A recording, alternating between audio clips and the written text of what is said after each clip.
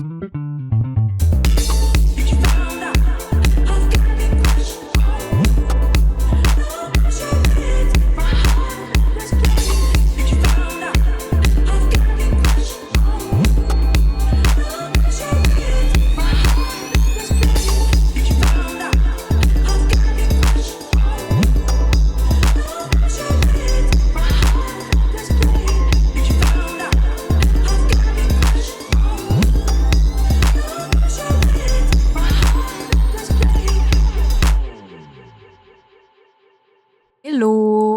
Pour l'épisode 6, on reçoit un journaliste, on reçoit DJ White Sox.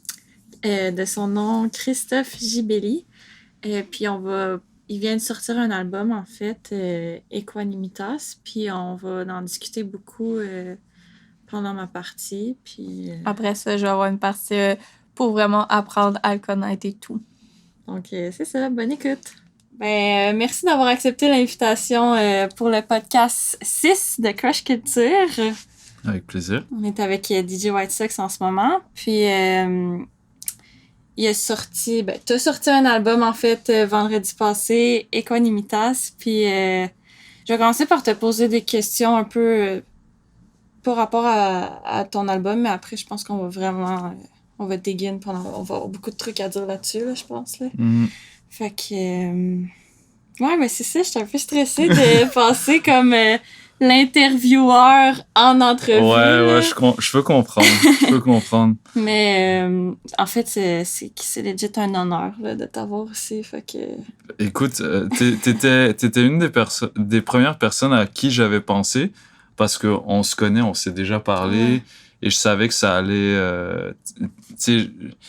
J'ai des collègues journalistes qui sont vraiment passionnés. Tu sais, t'es une mélomane, genre, je le vois bien. Donc, ça me met à l'aise. Il y a beaucoup de journalistes qui sont...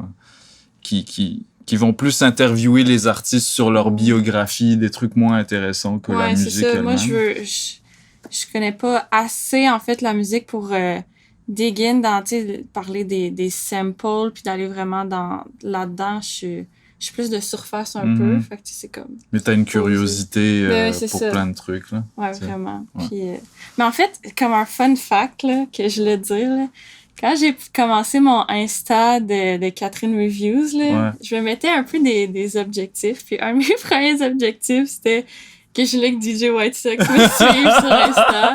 Puis j'étais comme, je veux que DJ White Sox me trouve assez relevant pour se dire... je la suis. Puis là, quand c'est arrivé, j'étais genre, yes! Oh my God! Moi, ça a été très facile. Quand j'ai vu que je pense que ce qui m'a fait follow, c'est le fait que tu postais tes vinyles. Ah ouais? Et je trouvais ça vraiment cool. C'est ça qui manque, là, un peu sur Instagram, c'est de montrer, genre, la matérialité de la musique et l'expérience musicale des gens, tu sais... au-delà de juste poster genre un lien vers une chanson, je trouvais ça cool. Ouais. Et je voyais que t'avais comme une grosse collection. Je suis tellement fière des vinyles que j'ai. Puis je savais pas à qui en parler. Justement, c'est difficile de parler de ça à ton cercle d'amis. Hein. J'ai acheté ce vinyle-là orange de Frank Ocean. Ouais. Fait que c'est pour ça que j'ai commencé à en parler sur Insta. C'est lequel ton préféré de Frank Ocean? Moi, je le sais déjà. C'est le mien? Non, le mien. Ok, je pensais que tu t'étais fait une idée. Pour vrai, c'est Blonde. Là. Blonde? Ah ouais? Ok. Moi, je suis encore stock sur Channel Orange. Ah ouais? Channel Orange? Ouais, je le trouve pour incroyable. Pour une chanson en particulier ou c'est... Non, Channel Orange, c'est quand même fou parce que je l'écoute d'une traite, genre à chaque fois. Il y a quelque chose d'hypnotisant dans cet album. Toutes les tracks se suivent vraiment bien. Puis tu l'as-tu en vinyle ou en CD? Je l'ai en CD. Avec la track bonus avec Tyler, the Creator, à la fin. Là. Ah ouais? Je me rappelle pas. La dernière track, c'est un bonus. Ok, nice. Ouais. Je vais checker ça. Tu le réécouteras, puis tu passeras à ça. Ouais. Mais bon, puis par rapport avec les vinyles, juste, tu as sûrement répondu à cette question-là tellement souvent, mais ça vient de où le nom DJ White Sox? DJ White Sox, c'est en fait, à l'époque où je voulais commencer à j'avais commencé à DJ, je commençais à recevoir des gigs, tu sais, des gigs un peu poches, là, dans des bars où personne te connaît, genre. Mais quand même, ça nécessitait que je trouve un nom, puis je voulais pas que ce soit mon vrai nom, of course. DJ Christophe. Ouais, ça aurait été un peu awkward. Donc, en fait, c'est parti du fait que ma mère, elle travaille la moitié de l'année en Égypte, puis elle ramène tout le temps des habits, genre comme, tu sais, les parents qui reviennent de voyage, là, qui t'amènent des cadeaux, genre. Elle, c'était tout le temps des habits. Et le coton égyptien a une réputation internationale d'être de très bonne qualité.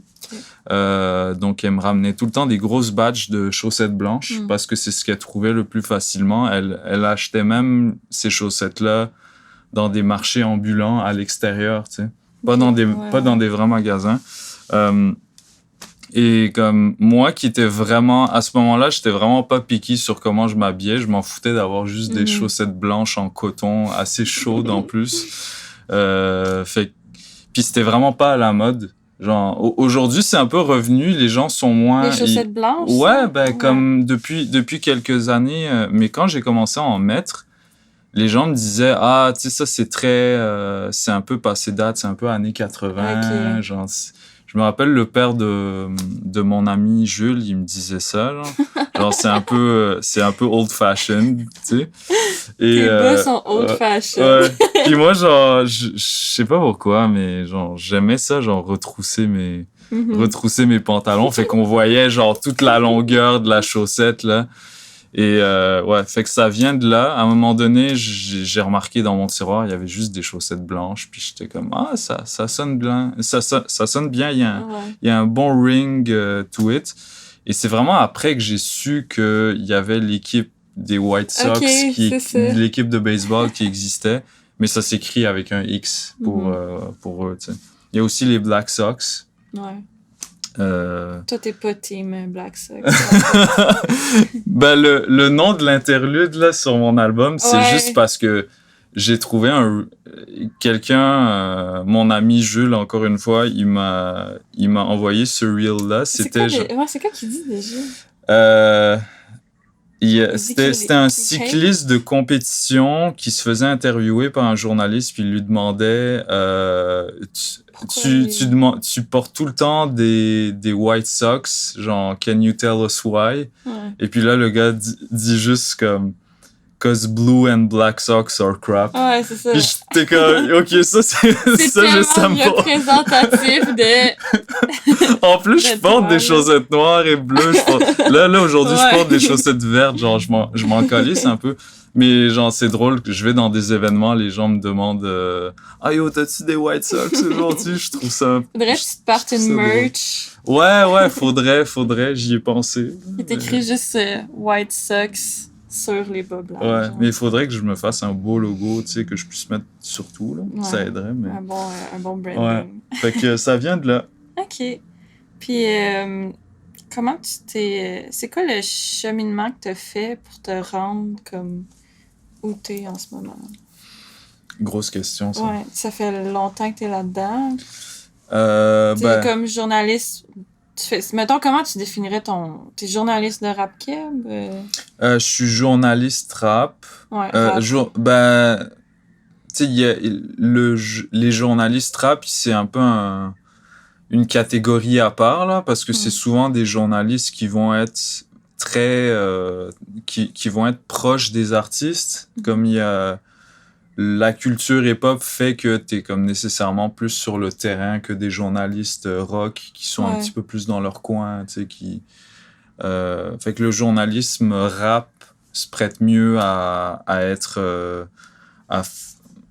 participer activement à la culture. Mais en général, je me présente comme journaliste musical spécialisé en hip-hop. Okay. Et hip-hop international, là, mais surtout francophone et anglophone.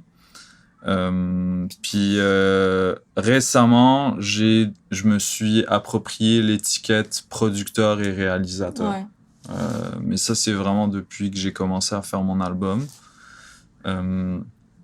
Mais auparavant, en fait, j'ai commencé dans la musique en étant mélomane, boulimique de nouveautés musicales. Tu sais, j'ai eu la piqûre d'un coup, genre, j'étais ado, genre, j'avais 14 ans, puis comme d'un coup, je découvre IAM, je découvre le rap français des années 90. En même temps, il y a la vague revival boom bap de 1995 l'entourage en France, la 75e session, tout. Puis c'était aussi l'époque genre des freestyles filmés qu'on mettait sur YouTube. Il y avait pas encore le streaming vraiment. C'était comme c'était la fin genre de l'époque du piratage, LimeWire, tout ça genre. Fait qu'on était dans une drôle de période de transition qui était vraiment qui était vraiment rafraîchissante, tu sais. Il y avait comme un retour aux sources du son des années 90 de façon générale. Et en même temps, t'avais comme une explosion de créativité aux États-Unis avec, je sais pas, les Pro Era, Joey Badass. En parallèle, t'avais Hot Future qui commençait. Nous, on était très fans de ça parce que c'était genre toutes des gens, peut-être sauf Joey Badass qui a vraiment grandi dans Brooklyn, genre, puis dans la partie un peu plus pauvre de Brooklyn. Ben, c'était tous des artistes comme un petit peu nerds, genre souvent classe moyenne, puis ils représentaient quelque chose d'un peu plus accessible pour des personnes blanches, tu sais, qui étaient fans de rap, genre. Fait que moi, je me suis senti genre un petit peu plus interpellé par le côté nerd de ces artistes-là, puis ça m'a fait rentrer là-dedans. Rapidement, je me suis essayé au rap. J'ai fait partie d'un collectif qui s'appelait Lupus Clan, dont faisaient partie certains membres de la F. Ça, c'était avant le cégep. Fait que t'as essayé le rap. Ouais, j'ai essayé pendant 2 ans, j'étais assez actif. Puis on faisait... C'était l'époque des freestyles dans les sous-sols, genre on mettait des instrus de Mobb Deep, puis ça s'enchaînait, des couplets, genre on se backait tous les couplets des autres parce qu'on les connaissait par cœur à force de les avoir entendus. Et puis à un moment donné, je me suis dit, OK, j'ai plus vraiment rien à dire. Je sentais que la scène rap à l'international puis au Québec commençait à prendre de l'envol de nouveau. Et donc, j'avais comme pas vraiment... Je pense que c'était un peu de la fausse modestie, mais genre, je me disais que j'avais pas de quoi rajouter au bruit ambiant, là. Tu sais, c'était déjà... Le marché de la musique était déjà saturé à ce moment-là. Ça l'est encore plus aujourd'hui, mais je voulais pas comme... Je voulais me dire, genre... J'étais tellement exigeant par rapport à la musique que j'écoutais que je pouvais pas me dire, OK, je vais sortir moi un truc moyen alors que je suis exigeant avec les autres, tu sais. Fait que j'ai arrêté. Assez rapidement, j'ai commencé à DJ. C'est là que j'ai trouvé mon nom White Sox. 1 an après avoir commencé à DJ, je suis rentré à l'UQAM en tant qu'étudiant. Puis directement la première session, j'ai fait une demande à Choc pour avoir mon émission de radio Pôle Hip Hop qui est encore active. Et ça fait combien de temps que t'as Pôle, là? Pôle Hip Hop, ça fait... En octobre, ça va faire 8 ans. Oh shit. Ouais. Ah ouais. 8 ans. C'est un gros nombre, là. Genre... Puis je me rappelle, il y a 1 an, j'avais célébré les 6 ans. Et on avait fait un événement au Records. J'avais vu passer. Fait que ça, c'est quand même fou, là, de réaliser que t'es rendu là. Puis, c'est ça. Par la suite, au bout de quelques années, je me suis dit que j'avais quand même envie de contribuer parce que le rap, la scène rap, quand t'es dedans, ça te donne envie de participer. Genre, même si t'as pas de de talent en tant que rappeur ou beatmaker, t'as envie d'un petit peu contribuer. Et tu sais, je passais mon temps à faire des... En entrevue, je fais tout le temps un peu des analyses chirurgicales des albums. Genre, je suis comme, tu vois... À tel moment, de telle chanson, quand tu dis tel bar. Je suis tellement de ce genre-là, je peux pas m'en empêcher. Et donc, au bout d'un moment... Tu sais, les gens me demandaient est-ce que toi tu fais du beat? Je suis comme non, je fais pas de beat, mais t'as tellement de facilité à analyser on dirait. Fait que finalement, je me suis dit que j'allais essayer de contribuer à ça, puis j'ai vraiment eu de la chance parce que j'ai parlé de ce projet-là à tous les artistes à qui j'en ai parlé ont accepté assez rapidement. Selon les artistes, ça a pris plus de temps à comme rentrer en studio puis genre faire des maquettes puis enregistrer genre. Mais ils ont tous pas mal accepté malgré que c'était un peu nébuleux comme projet. Ouais. Il y a pas tellement eu ça genre depuis la compilation Multiply MTL qui est sortie genre il y a 10 ans quasiment. Peut-être un peu moins, là, mais... Mais comment tu as eu cette idée-là? Tu sais, dans ton intro, là, tu dis que tu t'es genre réveillé à un moment donné. T'as dit qu'il y avait trop d'albums trop d'albums pourris, ouais. Mais comme, pour vrai, c'est arrivé de même que tu t'es dit un jour, j'ai tellement des bonnes idées, je fais mon album, ou si ça a vraiment été un processus, puis à un moment donné, tu as fait, OK, là, c'est le temps. Là. En fait, j'ai eu l'idée dans ma tête pendant 1 an sans le dire à personne. OK. C'est quoi, tu disais que c'était fou comme idée? Ouais, je me disais comment je peux faire ça, genre, mais j'étais déterminé à l'idée de faire un album. Mm-hmm. Et je voulais pas juste faire une compilation, je voulais pas faire un EP je voulais comme le premier truc genre c'est un bang là, c'est un album on le fait pas conséquent, et je savais que si je faisais pas ça les gens allaient pas être convaincus. Je voulais comme je voulais genre rester discret. À un moment donné, j'ai commencé à hype up le truc puis à parler de ça genre, mais comme n'importe quel album aussi. Là. C'est pour ça que j'ai sorti Album Mode, le single, qui est un single instrumental. Mais je voulais tout comme... Tout le monde était genre, what the fuck, Album Mode, qu'est-ce que ça veut dire, c'est ça? Mais genre, le titre disait tout finalement. C'était un peu ça l'idée. J'ai pas besoin de t'expliquer que je prépare un album, mais Album Mode, on me voit un petit peu en studio, fait que dans le clip, fait que c'est parti, puis c'est ça. C'est quoi le rôle de réalisateur? En fait, c'était quoi le rôle que tu avais dans la production de l'album? Alors, le rôle, c'est vraiment... j'ai traité cet album comme si c'était moi qui avait la voix sur tout, comme si c'était... comme ce que c'est, en fait, comme si c'était mon album à moi. C'est pour ça qu'il y a mon nom dessus et pas et que c'est pas un album collaboratif, genre c'est un album de DJ White Sox featuring les autres. Moi, mon rôle, ça a été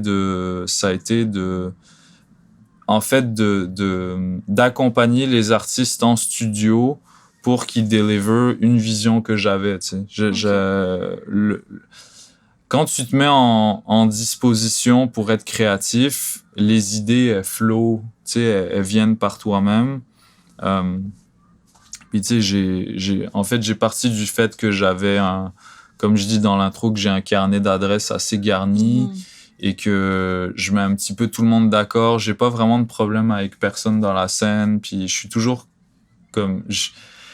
Encore aujourd'hui, je vais dans des shows en tant que fan, tu sais, je vais pas dans les shows en m'attendant à ce que quelqu'un me reconnaisse puis me flatte mon ego, genre, tu sais, même que ça me gêne beaucoup, en fait. Quelqu'un vient de te serrer la main puis comme... merci, j'aime beaucoup ce que tu fais. Genre, en fait, c'est pas tant le fait de me féliciter qui me gêne, c'est que souvent, c'est comme... ah, on te met sur un piédestal, puis ça crée une certaine distance, Ouais. alors que, genre, moi, au jour le jour, je suis juste un gars ordinaire. Ouais, je me souviens. Je sais plus c'est quel show. Je pense que c'est un show qu'il y avait Roger qui était là, puis t'étais là aussi. C'est la première fois que je t'ai vu, puis moi, j'étais comme sur le côté dans la salle, puis je me retourne à un moment donné, puis t'es juste au milieu du mosh pit. Ouais. Ça m'avait tellement fait rire. Tu sais, justement, moi, dans ma tête, je te voyais comme tu décris en ce moment, qu'il y a comme une distance entre toi et la personne. Puis là, juste de te voir de même turn up, j'étais genre, il est sick, ce gars-là. Ouais, je suis fan de Roger, je suis un fanatique, là. Ouais. Mais c'est ça, et ça, c'est vraiment une posture que j'ai envie de montrer. Genre, tu sais, oui, je suis conscient de ma valeur, puis je suis conscient que, comme... Ouais, c'est toutes les connaissances que t'as aussi. Ouais. Je veux partager ça, mais en même temps, tu sais, je suis vraiment fan de ces gars-là, puis... Mais je fais quand même la différence entre l'humain et l'art. Tu sais, pour moi, la musique, c'est juste plein de personnes ordinaires qui font des choses extraordinaires, tu vois. Il y a comme une...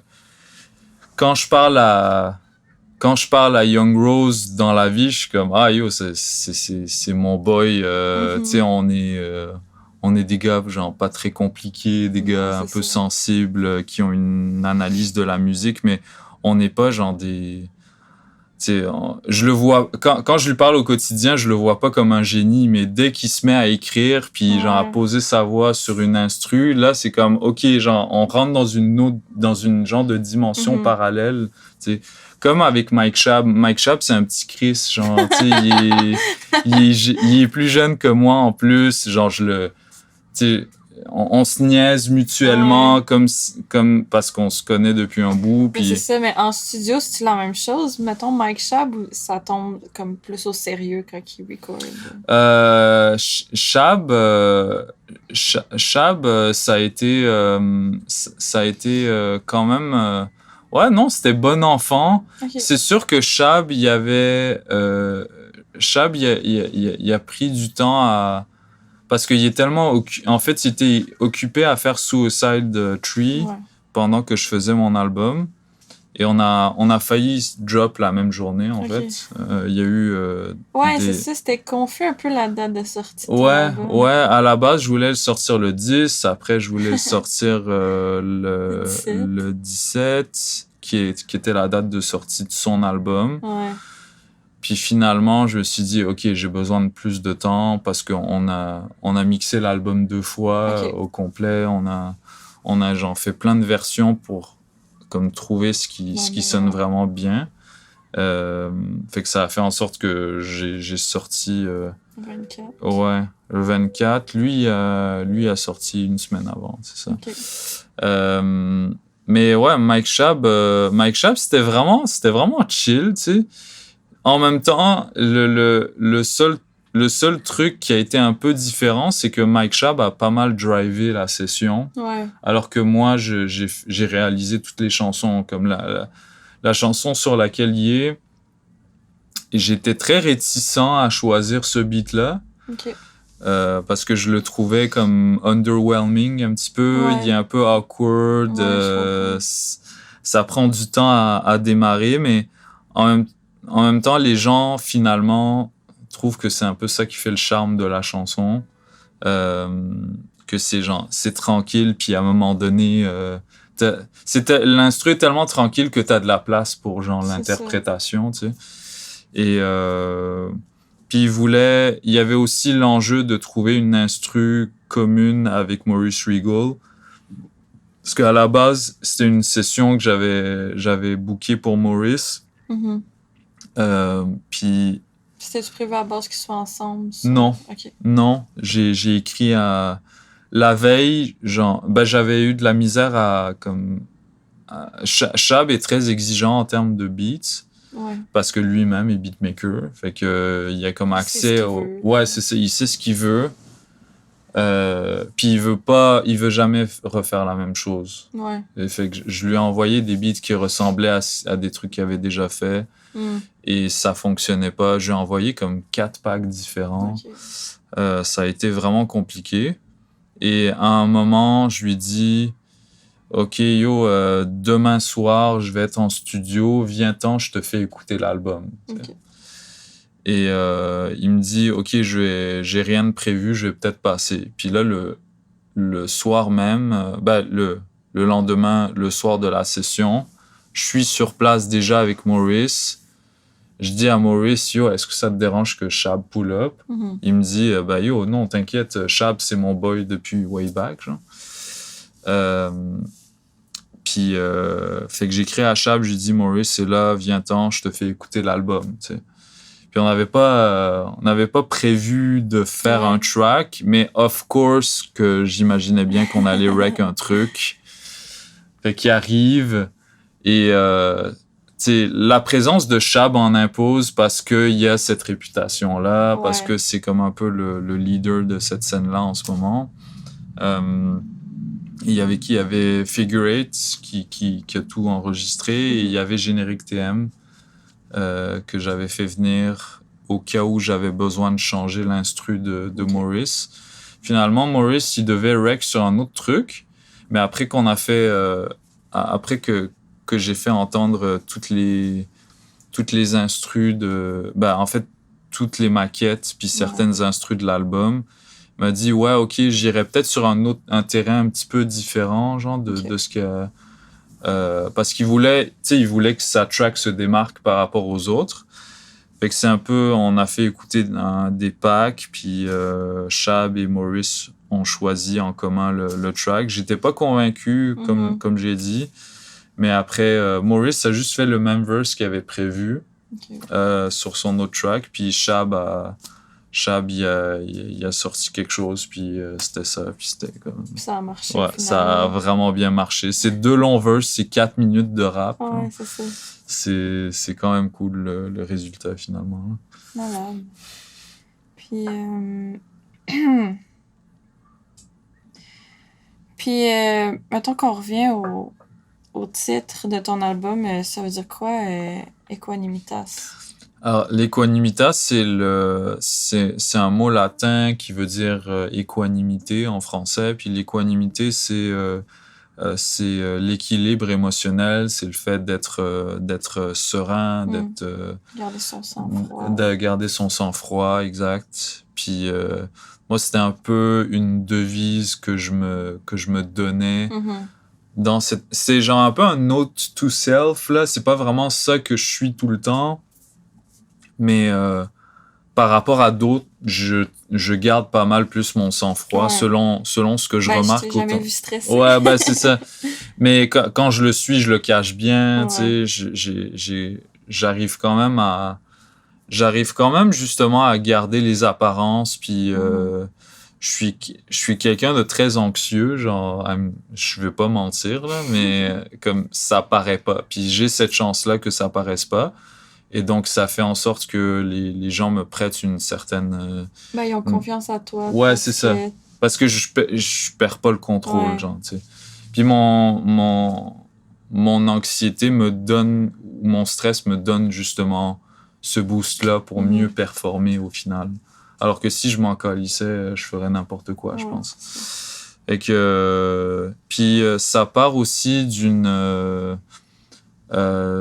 fait que mon grand-père paternel a écrit Equanimitas sur sa pierre tombale, donc sur son épitaphe.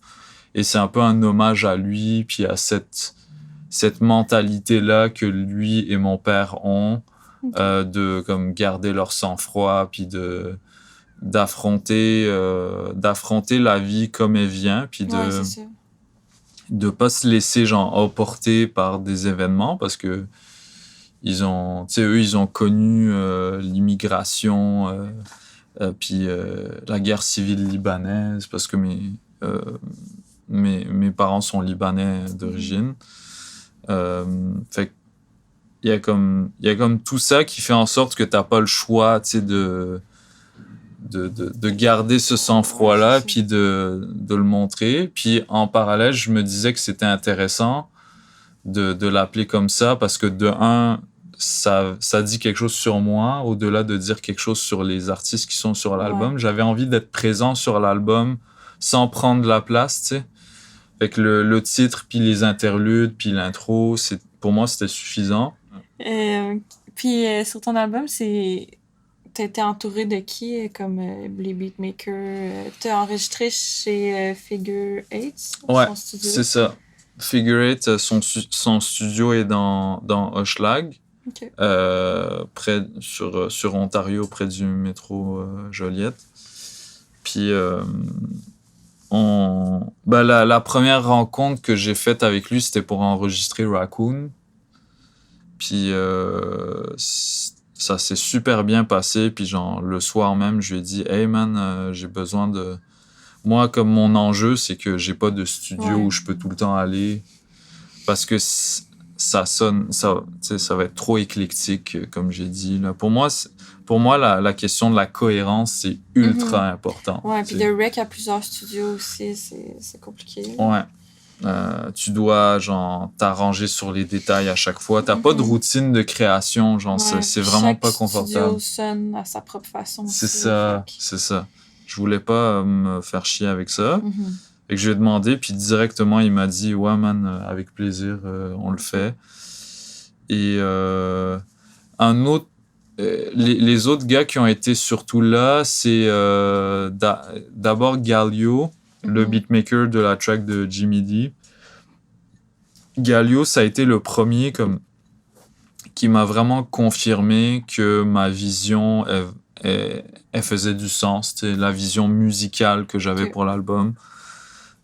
Puis au départ, moi, j'étais down que mon album sonne comme juste des beats de Galio, genre très soulful, sunny, très, très chaud, très chaleureux. Et par la suite, le track de Raccoon qui était... j'avais comme un gros pack de beats, puis le track qu'il a choisi était très dark. Fait que finalement, ça a un petit peu changé la donne pour l'album. On devait trouver un certain équilibre pour pas que ce soit la seule track avec des drums très, très froids, genre.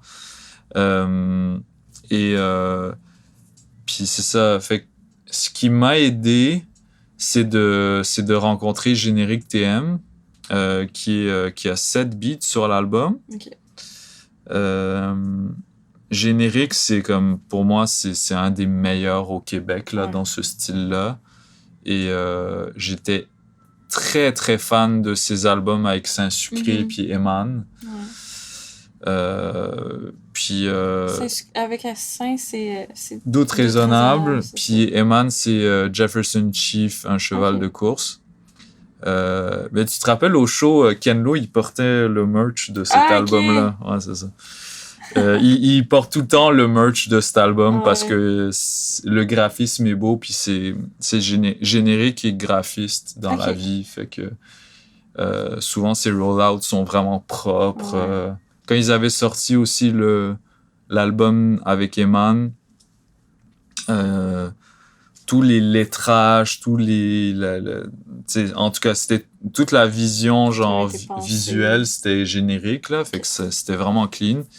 Puis moi, tu sais, le type de beat qu'il y a, qui est très grimy, très, très sale, mais en même temps, genre, il y a des trucs, il peut y avoir des trucs très soulful, genre la track de Young Rose, c'est lui qui a fait le beat. Et, fait que Générique, il y avait comme une palette genre pas mal plus variée. Fait que j'avais comme plus de flexibilité genre à travailler avec lui sur pour comme compenser pour ce truc-là qui me manquait sur l'album. Fait que Générique, ça a été comme le gars que j'appelais à chaque fois là, genre je disais yo J'ai une session avec Impost dans 1 mois, man. Est-ce que tu peux me préparer un pack? Genre, finalement, il n'y a aucun beat qui a pris. OK. Ça a été David Sessom, qui est un des beatmakers principaux de Impost, qui a fait le beat. Pour RVLR Mags, je lui ai dit, yo, il y a Mags qui rentre en studio, j'ai besoin d'un pack. Puis il a préparé un pack juste pour l'occasion. OK. Pour Young Rose, pareil. À chaque fois, c'était comme des commandes. Je pouvais, genre... J'avais une confiance aveugle, genre, en Est-ce que tu générique. disais à peu près comment tu voulais que les beats, les packs soient faits, puis là, il le faisait, genre? Ouais, je lui donnais des indications assez larges, mais comme si Young Rose, je savais que je voulais un truc drumless, genre avec un sample de voix. Track, là, c'est-tu le même sample que la tune de... Je sais pas. Que Tyler, the Creator, Sorry Not Sorry? Je sais pas. Ça sonne, je suis quasiment sûre à... En tout cas... Je pourrais lui demander, mais j'ai aucune idée du sample. Ouais. Je peux-tu te faire écouter? La tune? Mais parce que, genre, je l'écoutais, puis je suis sûre, c'est ça, ça s'entend au début de la tune, là, fait que ça sera pas tant...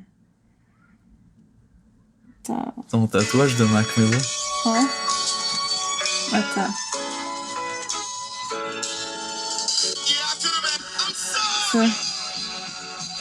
C'est ça, hein? Je savais!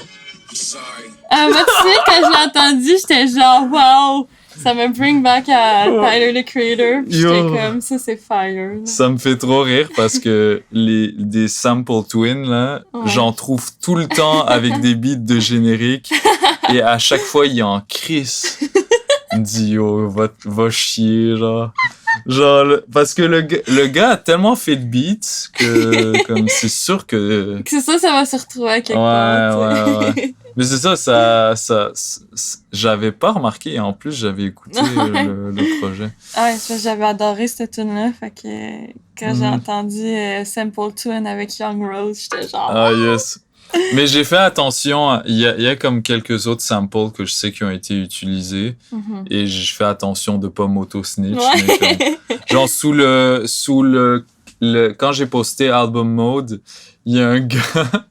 je pense qu'il s'appelle Charles-Émile. Genre.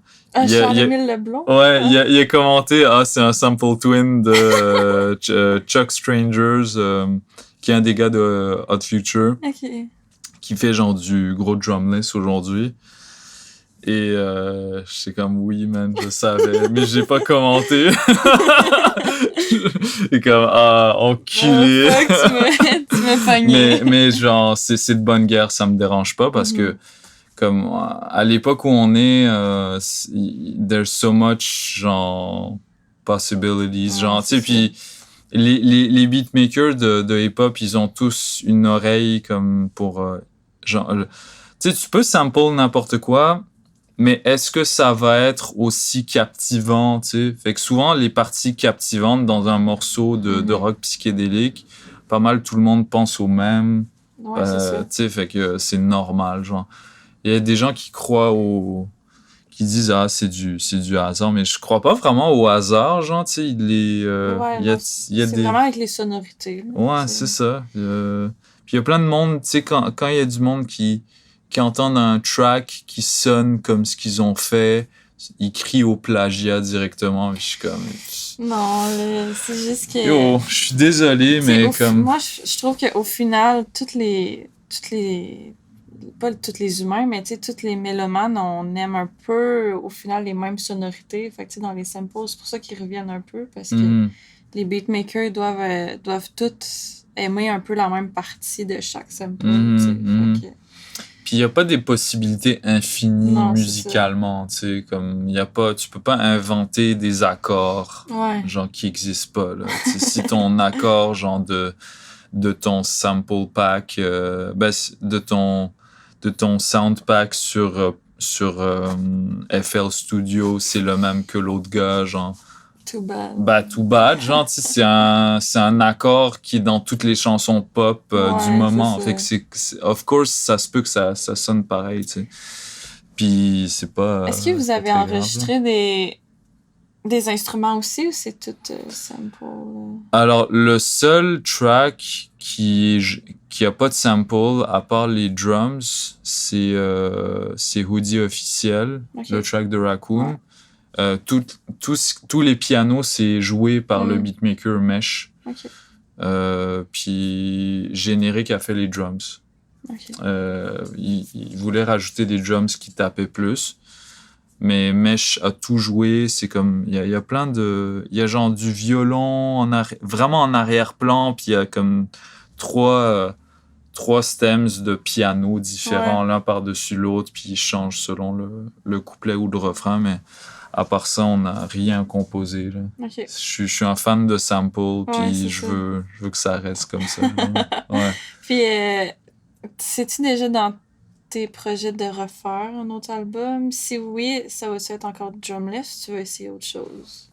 C'est sûr, je vais m'ouvrir un peu, mais comme il y a un confort, tu sais, dans le fait de travailler avec des samples, parce que le sample, quand tu samples des trucs, il y a déjà une richesse musicale qui remplit l'espace, tu sais, et donc t'as pas nécessairement besoin de rajouter autant d'éléments pour que ça pogne. Mais tu sais, je prépare un truc, un single qui va être plus trap. Ouais, ben là, j'ai eu 3 sessions studio cette semaine, là.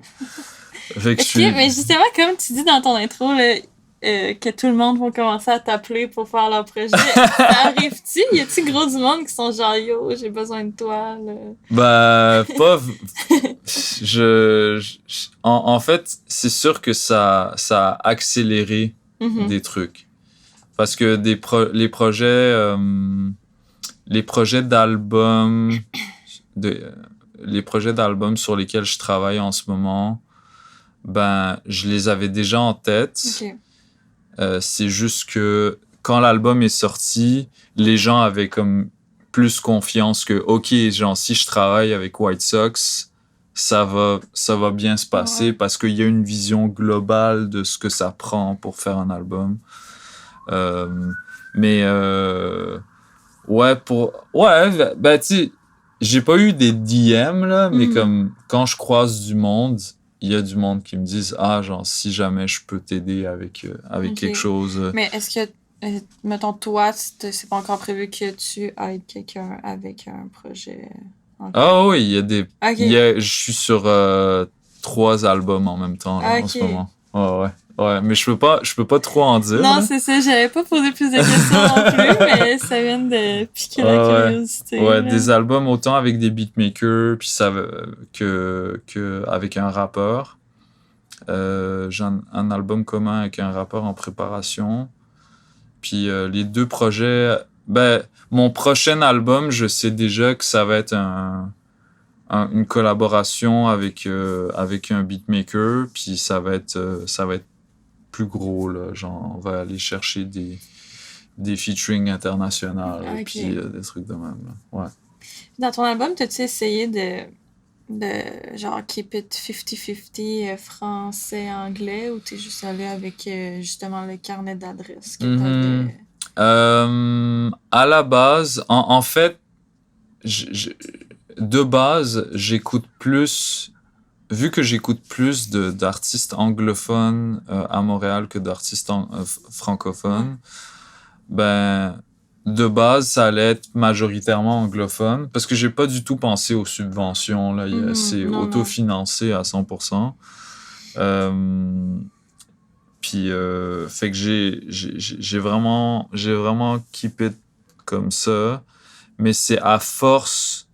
Tu sais, à un moment donné, je me suis dit, je dois quand même penser un petit peu stratégique, là. Fait que, il y a des artistes que, c'est pas que je les aurais pas appelés, c'est juste que si j'avais été beaucoup plus extrémiste dans ma vision des choses, ben, je pense pas que l'album aurait été autant écouté. Okay. Genre, je savais que, les artistes anglophones qui sont sur l'album, la plupart sont hyper underground. Ouais, moi, il y en a 4, je crois, que je connais pas. Ouais, ben c'est ça.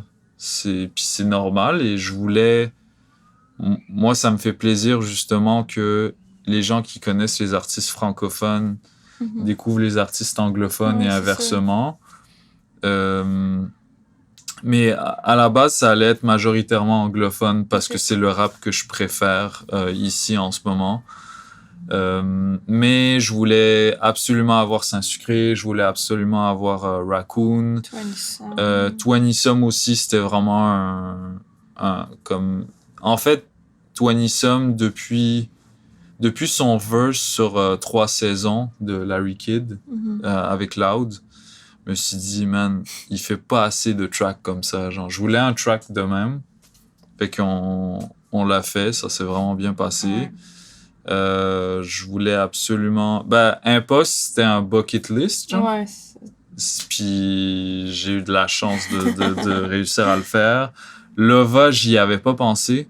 Comme Lova, c'est la track qui stream le plus, puis pour moi, c'était... Ben, c'est sûr, justement, que quand t'écoutes sa musique, tu t'attends pas à l'entendre sur ton album. C'est ça, c'est ça. Je suis content quand même qu'il y ait ce mélange de monde qui se soit fait. Tu vas-tu sortir des copies physiques? Écoute, on m'a posé la question plusieurs fois et j'attends d'avoir plus de demandes. Ouais, je sais que toi tu vas l'acheter, mais c'est ça, faut juste que les gens me fassent. Fait que les gens qui regardent ça, si vous demandez des copies physiques. ouais, écrivez-moi si vous voulez des copies physiques. Puis plus il y a de demandes, plus il y a de chances qu'on en fasse. OK. Cool. Puis c'est quoi l'histoire derrière la cover de ton album? Ou les covers des singles aussi? Alors, pour les covers, ça, j'avais en tête depuis très longtemps. Ça a été fait par un artiste visuel qui s'appelle Édouard Adam, qui a collaboré avec des gros noms du rap keb, en fait. Okay. Et c'est moi qui l'a contacté directement parce que je suivais sa page depuis vraiment longtemps. Et une fois, il était venu... il était venu avec Emma Beko, parce que c'est le chum de Emma Beko, en fait. Et Emma était venue à Polypop, on avait fait l'entrevue. Et tu sais, à part pour le moment de l'entrevue, genre, la majorité des trucs que je jouais, c'était drumless, puis Edouard, genre, il me faisait plein de commentaires, genre, yo, ça, c'est fucking bon, hein, tu sais, puis genre, il était comme en train de geek out avec moi, genre, j'étais trop content. Fait que ça m'a... Quand j'ai pensé à quelqu'un que je voulais pour la cover, je me suis dit, OK, ce gars-là, il va comprendre la vision, puis il va... Ça va lui faire plaisir de travailler sur ce genre de projet. Et donc, on a fait une première session où je lui ai fait écouter toutes les maquettes que j'avais avant les mix. Et on a comme brainstorm sur chaque single que je voulais sortir. Puis c'est ça, à un moment donné, il a rassemblé des trucs qu'il avait fait, il en a fait aussi des nouveaux. Puis on a essayé de trouver une cohérence d'ensemble parce que je voulais 4 covers. Puis je voulais que toutes les covers, ce soit lui qui les fasse. Fait que j'ai gardé en fait, la cover de l'album, pour moi, c'est un masterpiece de peinture, là. C'est juste trop beau, là. Puis on l'avait amené justement au lancement de l'album. On a amené la vraie toile, puis on l'a exposée. Les gens savaient pas encore que ça allait être la cover de l'album. Fait que les gens qui étaient au lancement ont compris quand l'album est sorti. Et ça s'est fait genre assez naturellement, comme on se donnait des nouvelles de temps en temps, brainstormait au téléphone.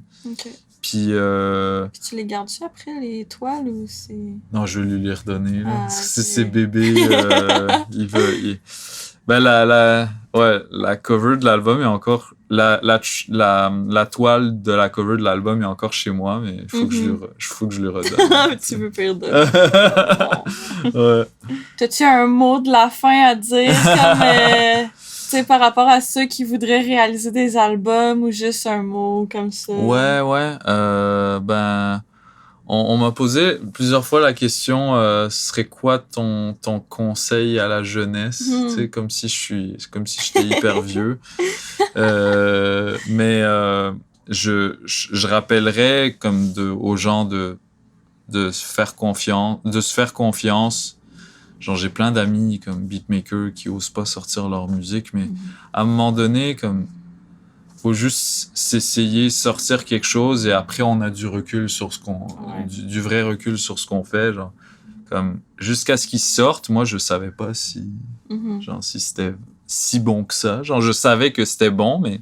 T'as la confirmation, là, c'est de ça. tout le monde. Donc, j'encouragerais tout le monde à se faire confiance et à, quand ils veulent réaliser des projets, de m'appeler. Non, c'est pas vrai. Non,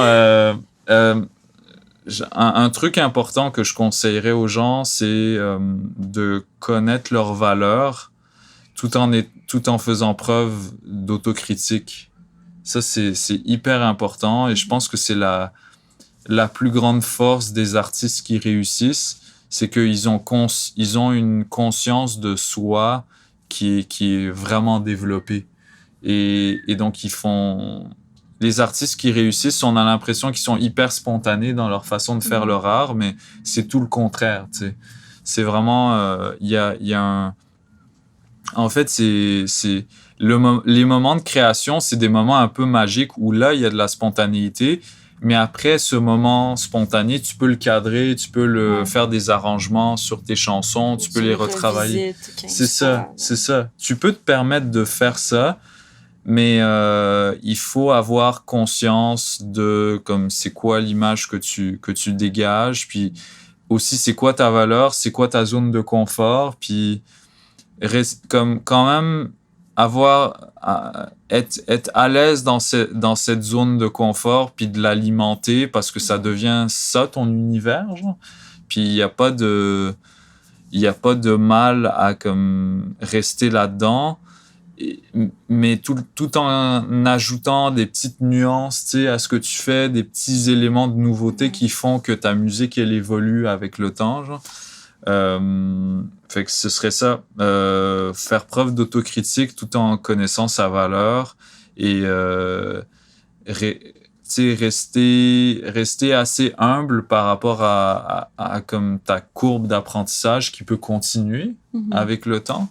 Même des artistes que je connais qui se sentent vraiment accomplis, ben finalement quand je les rencontre, c'est des conversations avec des personnes ordinaires. Ils changent de cheminement aussi. C'est ça. Tu sais jamais, puis il faut être à l'écoute de ça. Donc, ce serait ça que je dirais pour finir. Super. C'était vraiment une conversation enrichissante. Puis, je laisse le relais à Iliane pour la prochaine partie.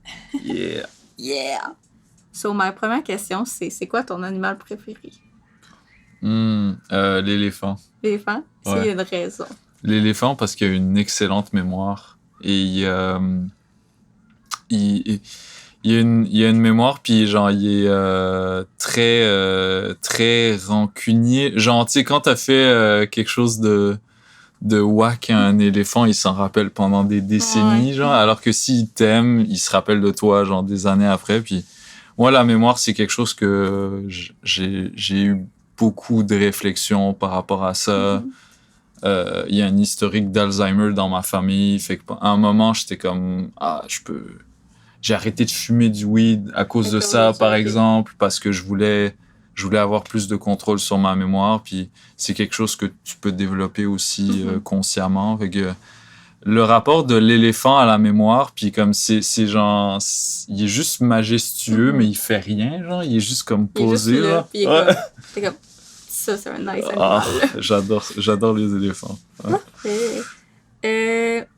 Le repas que tu pourrais manger pour le reste de ta vie, genre, t'es obligé de manger juste ça.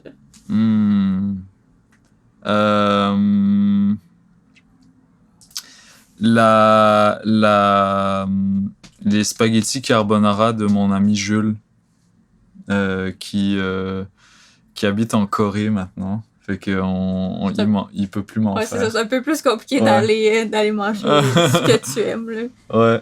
Mais j'aime tout, là. Genre, c'est juste que ce qui te limite, c'est ton portefeuille, en général. Ouais, ton souvenir le plus précieux de la dernière année? Le lancement de mon album. Le lancement de ton album. Ouais, le lancement de mon album. Puis peut-être le moment où j'ai reçu le track de Lova. Mais surtout mon lancement d'album. Ouais. Parce que ça avait comme bouclé ton projet. Ouais. J'étais tellement stressé, genre les 3 semaines avant, là. Mm-hmm. Et même la journée même, j'avais encore des trucs à régler par rapport au clip de Raccoon qui devait sortir le jour même. Finalement, j'ai sorti le lendemain. Comme plein d'affaires de même là, qui étaient chiants à gérer pour les derniers préparatifs. Mais le lancement d'album, j'ai eu tellement d'amour. Et la moitié des gens qui étaient dans la salle, c'était même pas du monde de la musique, là. C'était vraiment comme des amis, de la famille. Genre, ouais. Ma mère était là, mes frères étaient là. C'était hyper touchant. Ouais, là, tu vois comme... le monde qui te soutienne et genre que les gens, genre, ils apprécient aussi ce que tu fais, mais que ça a une valeur pour toi et pour les autres en tant que tel. Ça fait vraiment du sens une fois que tu le vois, parce que les messages sur Internet, c'est vraiment cool, genre ça me fait vraiment plaisir, mais ça hit pas de la même façon que quand quelqu'un en face te le dit. Parce qu'il prend son courage puis il est comme, OK, mais j'ai tellement aimé ça que je vais y aller. Tu sais, parce qu'un message, un texto, là, c'est comme ça prend 5 secondes, c'est comme... C'est ça. Tu peux texter Larry Kidd, lui dire que son album est fou, c'est pas comme rencontrer Larry Kidd dans la rue. Genre, ça a une toute autre signification. Ouais. D'ailleurs, Larry Kidd, excellent album. Hein. Allez écouter. Ça sortait aujourd'hui. Ouais, c'est ça. Aujourd'hui, le mot que tu dis trop souvent, un mot que tu dis tout le temps, là. OK. J'haïs mes je fais tout le temps des dans mes phrases. Je suis un peu complexé. J'étais beaucoup complexé par ça avant, mais maintenant, je l'assume parce que c'est comme ça que je parle. Tu sais. Ouais. Ton film préféré et pourquoi? Apocalypse Now. Je suis un grand cinéphile. Je regarde beaucoup de films. Apocalypse Now parce que c'est tellement intense que je sais pas si ça t'arrive genre de regarder des films genre qui te rendent genre hyper crispé pendant tout le long, puis à la fin genre tes muscles se relâchent, puis ça fait fucking du bien. Tellement rentré dans l'histoire, tellement comme tu te mets à la place des gens, puis après t'es comme genre ça fait trop du bien là, c'est comme avoir eu un massage. Avec Apocalypse Now parce que la réalisation est incroyable. Je suis un grand fan de Coppola. D'ailleurs, sa fille aussi est une grande cinéaste. Elle fait un cinéma genre qui parle genre vraiment intimement de l'expérience des femmes. Puis c'est une famille de génies là. Puis là, j'ai hâte de voir son nouveau film qui est passé à Cannes. C'est Megalopolis. Okay. Puis le gars a 80 ans, il fait encore des films, c'est incroyable. Il est vraiment comme passionné et tout, c'est impressionnant. Ouais. Fait que, OK. Bon, je sais que t'en as quand même beaucoup parlé avec Catherine de ton album, mais la meilleure anecdote, genre un peu rigolote, qui s'est faite pendant ta création d'album, là, un truc drôle ou...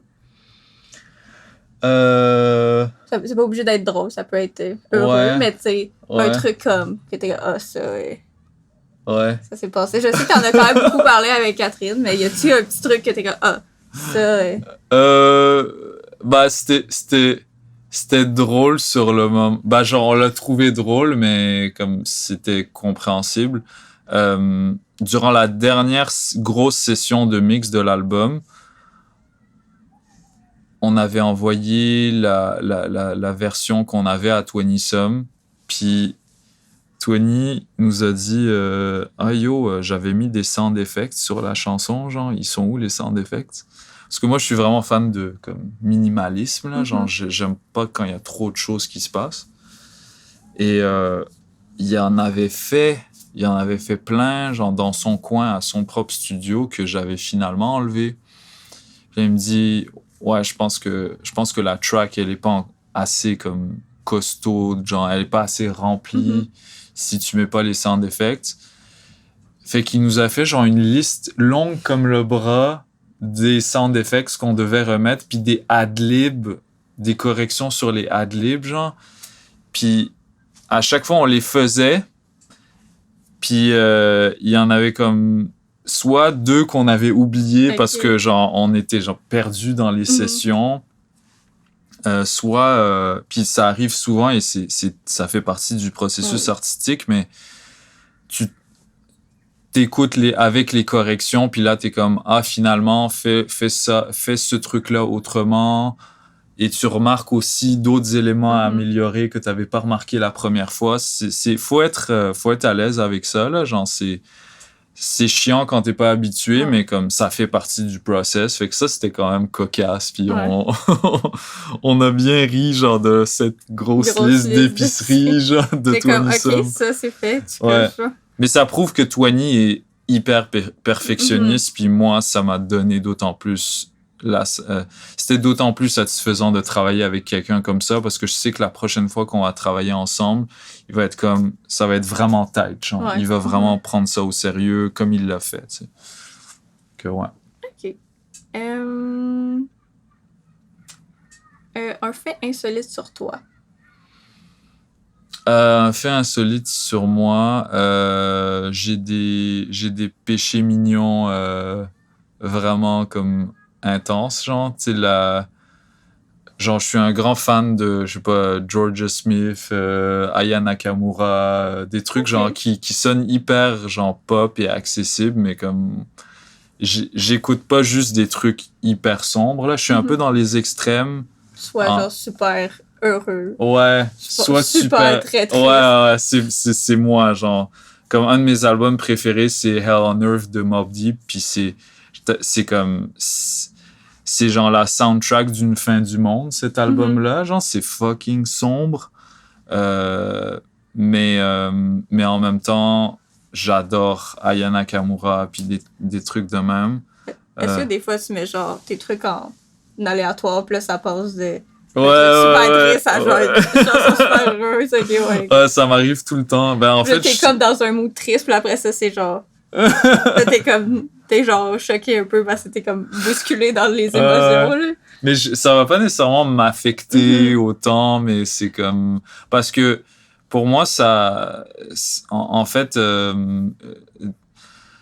j'en parlais de ça à Galio, mais comme la musique triste, ça va pas me déprimer, mais la musique vraiment heureuse va me uplift, va me mettre de bonne humeur. Genre la musique triste, c'est juste parce que je suis quelqu'un de vraiment posé terre à terre, fait que ça me stabilise un peu. C'est parce ça tu sais, puis je suis très réaliste, genre je suis quelqu'un de très réaliste, même limite un peu blasé, genre dans la vie. Fait que de la musique mélancolique, ça est sombre, ça me permet genre ça correspond genre à qui je suis au jour le jour, tu sais, je suis assez comme, tu sais, je suis posé, je suis pas genre hyper actif tout le temps, tu sais, même si je fais plein de projets, genre, mais c'est ça. Fait que ça fit avec moi d'une certaine manière. OK. Good. J'adore ces questions-là. Ça sort un peu de... C'est aussi ça qu'on voulait faire, c'est plus sur la musique de la personne, sur les activités créatives, puis plus pour apprendre vraiment à te connaître et tout. Parce que, c'est cool. un conseil que tu as déjà reçu que comme ça t'a comme marqué, là. Conseil d'une personne ou ça... Et c'est drôle, mais les gens me donnent rarement des conseils parce qu'ils croient que j'ai déjà figure out les choses. Tu sais? Mais un conseil qui m'a vraiment marqué, C'est ça, j'ai pas vraiment de souvenirs. Peut-être pour mon album, j'en ai reçu, tu sais, mais... T'as jamais... Tu sais, comme t'as dit tantôt, tu sais, peut-être que les gens ils pensent que comme... T'as pas besoin de conseils, mais... Ouais, parce que j'ai pas l'air stressé, j'ai pas l'air genre de pas savoir ce que je fais. Tu sais, j'ai cette image-là. Et donc, les gens osent pas nécessairement me donner des conseils.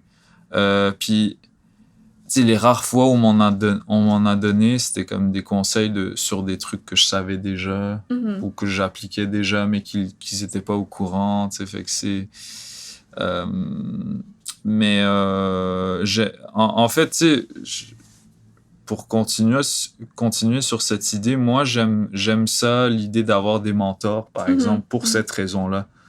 Parce que j'aime ça être avec des gens qui ont plus d'expérience que moi, qui peuvent m'apprendre des trucs, que ce soit en me conseillant des choses ou en les observant, tu sais, eux-mêmes travailler. Fait que, tu sais, Générique TM, Figure Eight, puis Galio est un peu plus jeune qu'eux. Il y a quasiment mon âge, mais Galio, tu sais, c'est tous des gars plus vieux que moi. Et ça m'a vraiment rassuré d'être avec des gens plus vieux. Parce que c'était pas moi qui drivais le bateau tout seul. Tu sais, même si tout le monde avait conscience que c'était mon projet et qu'ils étaient au service de l'album, mais d'être avec eux, ça m'a comme donné la confirmation que j'étais dans la bonne direction. Fait que, tu sais, j'aime ça, genre avoir des mentors. J'ai vraiment pas de difficulté, justement, quand je sais que quelqu'un a de l'expérience, de recevoir son point de vue. Ouais, en fait, j'aimerais ça, avoir plus souvent des feedbacks de OG. Parce que je pense que genre, personne n'est parfait, puis tu peux tout le temps s'améliorer. Là. Ouais, c'est ça. J'ai très conscience de ça. Je sais que je peux m'améliorer. Je sais que je vais faire en sorte que mon prochain album va être meilleur que celui-là. Mais t'apprends de tes erreurs, de tes petites affaires, des petites coquilles qu'il y a eu, puis de ces trucs-là. Ouais. J'ai l'humilité de... Comme j'ai dit, pour moi, l'autocritique, c'est hyper important. Là. Puis je sais ce que je vais faire différemment sur le prochain album. Tu sais, je le sais déjà, tu sais. Mais il y a peut-être des trucs auxquels j'ai pas pensé. J'ai envie qu'on me le dise. D'avoir une vision extérieure de quelqu'un. Ouais. OK. Ouais. Cool. Est-ce que tu as une combinaison d'aliments bizarres que tu mélanges ensemble et que tu aimes manger? Genre un truc que comme les gens ils sont comme ça c'est spécial, genre. C'est peut-être pas si bizarre, mais moi je mange sucré-salé le matin, mais comme c'est très salé mon petit déjeuner, genre, tu sais. Des œufs, tout le monde en mange le matin, mais comme je mange des saucisses déjeuner, je mets plein d'affaires parce que le trop sucré le matin, ça m'agresse un peu. Tu peux pas manger genre une crêpe genre au resto déjeuner avec genre des fruits et tout, juste ça te... Tu sais, les crêpes, genre dans les crêperies à Montréal avec genre plein de crème chantilly par-dessus, là, c'est comme... c'est too much pour moi. Ouais, il faut que ce soit un dessert. Mais fait que ouais, je suis vraiment team salé à fond. J'aime beaucoup le sucré salé. Fait que les trucs qui ont pas rapport ensemble, souvent, je sais pas, quand tu fais tes sauces pour des sautés asiatiques, de mettre du sucre avec de la sauce soya, genre, j'adore ça. Je suis vraiment team sucré salé à fond. Sucré salé. Ouais. Ou juste team salé. Ouais, c'est ça. C'est ça. Okay. C'est ça. OK. J'ai vu aussi que, comme on dit sur ton Insta et tout, aussi par rapport à ton album, c'était beaucoup en noir et blanc. As-tu une raison pourquoi tu veux garder ça en noir et blanc? Ou... Je suis un fan de noir et blanc. C'était très conscient, en fait. Mes films préférés sont noir et blanc. Mes photos préférées, je suis un fan de photographie à fond. Je suis très picky sur le genre d'esthétique que je veux avoir. Comme... J'aurais pu écrire à des photographes pour faire des photos de presse qui soient genre plus professionnelles dans des studios avec un fond blanc, mais je voulais pas ça. Je voulais vraiment qu'il y ait un aspect intemporel aux photos. Mon clip est en noir et blanc. En fait, les 2 clips que j'ai sortis sont en noir et blanc. Puis ça me vient pas mal de mon ami Jules, qui est photographe de rue et qui, dès genre 2017, a comme photographié tout le temps les behind the scenes de Paul Hip Hop, parce que back then, genre, il y avait pas de caméra en studio comme aujourd'hui on peut streamer sur Twitch, même si je le fais pas. Mais il y avait pas de caméra, puis on se disait, genre, si on veut que l'émission se fasse écouter, ben, faut jouer un petit peu la game d'Instagram, de mettre des photos. Mais Jules, son go-to, c'est les caméras argentiques, noir et blanc. C'est son style et je voulais vraiment respecter ça. Je lui donnais carte blanche justement pour les points de vue. C'était pas toujours genre cadré comme professionnel, genre... c'était un peu plus genre artistique. Ouais, c'était vraiment artsy.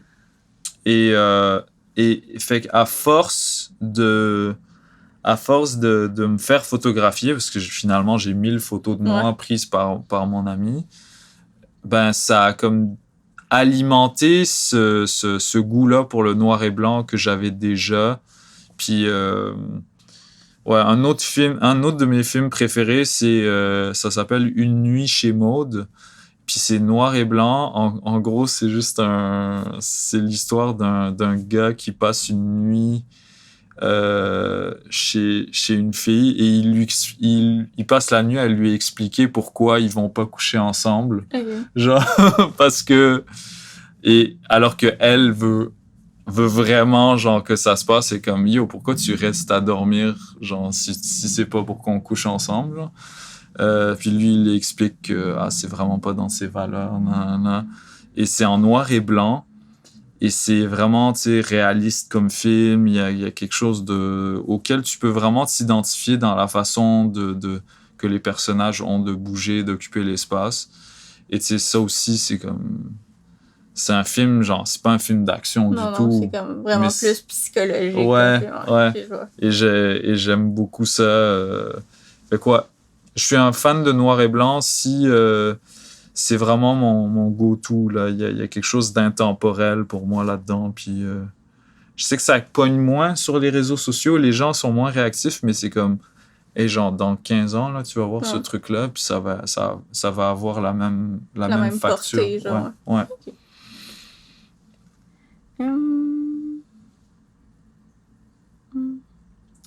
C'est quoi ta question préférée à poser en entrevue? Comme la question que comme, tu poses tout le temps, on va dire. Si t'en as une? C'est oui, le nom de la personne, là, mais ça c'est... Ah non, là, je le dis, là. Je le dis. Ben, en fait, moi, je présente les artistes souvent, là. En fait, c'est mon truc pour les mettre à l'aise. C'est genre d'analyser un petit peu dès le début de l'entrevue. Genre, j'ai l'habitude de dire ah ouais, tu sais, on est en présence de quelqu'un qui a marqué l'histoire du rap québécois. Mais genre, je donne des faits, là, tu sais. Puis le fait que tu donnes des faits précis sur la biographie, sur le parcours de la personne, ça la met vraiment à l'aise, parce que parfois, t'as pas le temps de faire une pré-entrevue, de lui parler juste avant. Souvent, à Paul Hip Hop, je suis comme occupé à mixer. En fait, je mixe tout le temps. Fait que je peux pas, genre, faire la conversation de façon aussi, genre, intime avant. Fait que j'ouvre le micro, je dis, on est en présence, tu sais, quelqu'un qui a fait ceci, fait cela, connu pour ça, connu pour ça. Puis la personne est comme, OK, shit, genre, c'est pas n'importe qui m'interviewe. La personne a le recherché un petit peu comme c'est ça. Okay. Mais la question que je préfère poser, genre, la question de c'est quoi ton top 5 rappeurs ou genre ton top album, ça, j'adore ça, mais je sais que c'est vraiment compliqué à répondre. 5 aussi, 5, c'est quand même beaucoup. Oui, mais si tu les sais, là, tes albums préf, mais 5... ça peut être déstabilisant. C'est là où t'en choisis 5. Si t'en aimes genre 100, tu passes un tri, là. Mais j'aime bien ce jeu-là de faire un palmarès. Puis même, tu sais, en général, comme, tu sais, il y a de la musique de fond. à l'émission. Fait que tu peux prendre le temps qu'il te faut. S'il y a un petit silence, c'est chill. Genre, c'est de la radio, c'est du direct. Donc, j'aime bien que les gens comme ça prennent le temps de développer une bonne réponse. Mais sinon, honnêtement, là, la question de comment t'es tombé dans le rap, puis vraiment de retourner aux premiers amours, aux premiers coups de cœur musicaux des artistes, ça va toujours chercher quelque chose de vraiment beau chez la personne, genre quelque chose d'un peu universel, tu sais, parce qu'à la base, c'est un fan de musique, cette personne-là. Ça va chercher plus d'authenticité aussi. Tu vas voir que comme la personne, c'est pas juste quelqu'un qui... Comme la personne, là, elle a eu du vécu, elle a eu une histoire et tout. C'est ça. Elle a pas juste c'est pas juste une personne carriériste, c'est une fan de musique. Ouais. Puis ça... c'est comme quelque chose... Malgré moi, en fait, je peux pas m'empêcher juste d'avoir une posture de fan, genre, tu sais, tout en séparant comme la personne que je vais rencontrer de son œuvre. Juste s'il y a quelque chose d'incroyable. Genre, là, tout à l'heure, j'écoutais mon album, il y avait des moments où je faisais un peu de la dissociation, là. Je suis comme, tu sais, c'est fucking bon, mais sur le coup, tu l'écoutes pas en tant que c'est toi qui l'as fait. Genre, parce que tu fais la musique que t'aimerais entendre, en fait. Et que ces questions-là, elles sont quand même cool. Mais sinon, j'ai pas de question. Ouais, ma question préférée, c'est quand même le top album. Le top album? Ouais, parce que ça dit beaucoup sur la personne. Ouais. Parfait. Est-ce que tu veux nous dire ton top album? J'ai apporté cette question-là parce que, tu sais, oui, t'as ton podcast, puis tu fais des entrevues, mais il y a sûrement moins de monde qui t'interviewe toi. Donc, je te retourne la question pour savoir c'est ton top 5 albums. Album, parce que je peux différencier selon les pays, là, rap français, rap québécois. C'est un top 5 général. Global, là? Ouais, global, ouais. Fait on va dire, je pense qu'il y aurait 113 Les Princes de la Ville dedans. Il y aurait un album de LLA ou de Larry Kidd. Ben, il y aurait peut-être Vulgaire démonstration d'ignorance de Larry Kidd dedans. Ou alors Blue Volvo. Quoique Gollywood... En fait, genre, mes chansons préférées de Gollywood, je les préfère à mes chansons préférées de Blue Volvo. Mais Blue Volvo, c'est un album parfait pour moi, là. Oui. Il y a aucun temps mort, tout est tellement équilibré, ça s'écoute bien. À part ça, il y aurait peut-être un... shit. C'est quand même difficile. Ouais. Mais parce que tu la poses souvent aux gens, mais tu t'es peut-être jamais posé la question c'est quoi mon top 5 de comme. Ben, tu sais, il y aurait du... Ah oui, il y aurait Peace Fly God de West Side Gun. Peace Fly God, c'est quand même un album qui m'a beaucoup inspiré dans la sonorité, puis dans l'enchaînement des chansons. Genre, les albums de West Side Gun, genre, il y a genre une signature, il y a comme tout le temps l'intro avec un gars qui parle. Genre, tu sais, un gars qui dit, comme, on dirait qu'il est sur la LSD, genre, il dit des trucs qui font pas de sens. Genre, il utilise des grands mots de vocabulaire vraiment compliqués pour dire pas grand-chose. Mais toujours le beat de fond est incroyable. Et t'es comme, damn, ça sonne trop bien. Puis il y a tout le temps une outro vraiment, vraiment comme qui casse le vibe par rapport au reste de l'album. Mais genre, Peace Fly God, c'est tellement genre sale, c'est tellement on dirait que c'est hyper mal enregistré, mais ça donne tout le charme du truc. Charme, ouais. Fait que Peace Fly God serait dedans. Ça fait 3. Ça fait 3, 4. Ça fait, t'en as... Si tu comptes un album de LLA, pas tous les albums. Si tu les comptes tous, t'as ton top 5, mais si t'en comptes juste un... J'ai checké, honnêtement, j'ai checké mes top streams. Ça va me donner une bonne idée. Parce que j'écoute pas beaucoup d'anciennes musiques, honnêtement. Je suis vraiment... T'es tout le temps en train de te renouveler. Ouais, j'ai un peu ce problème-là de... J'écoute pas tellement de... Je revisite rarement d'anciens trucs. Puis quand ça m'arrive, je m'ennuie vite, tu sais, parce que j'aime ça, la nouveauté. J'aime ça, genre... Découvrir des trucs. Ouais, que les gens repoussent les limites. Fait que dans mon top stream, il y a Fair Exchange, No Robbery, Boldy James et Nicholas Craven. Ouais, ça c'est quand même... Ça, c'est dans ton top album. Ouais, c'est quand même dans mon top album. Sinon... Ah ouais, il y aurait un album de Saint-Sucré. Peut-être genre un... Ah, lequel, hein? Lequel? Ben, Saint-Sucré, là, en 2022, là, il a sorti Suabrou et il a sorti Push le Whip, qui sont pour moi ses 2 meilleurs albums. Genre, je les préfère à Gin et Cassette, là. Gin et Cassette, pour moi, c'est... Il y a encore... Ben, tu sais, le mix, genre, le mix est tellement bizarre, là. Les drums sont trop forts, là. Oui. Genre, ça fait saturer ton haut-parleur. Puis...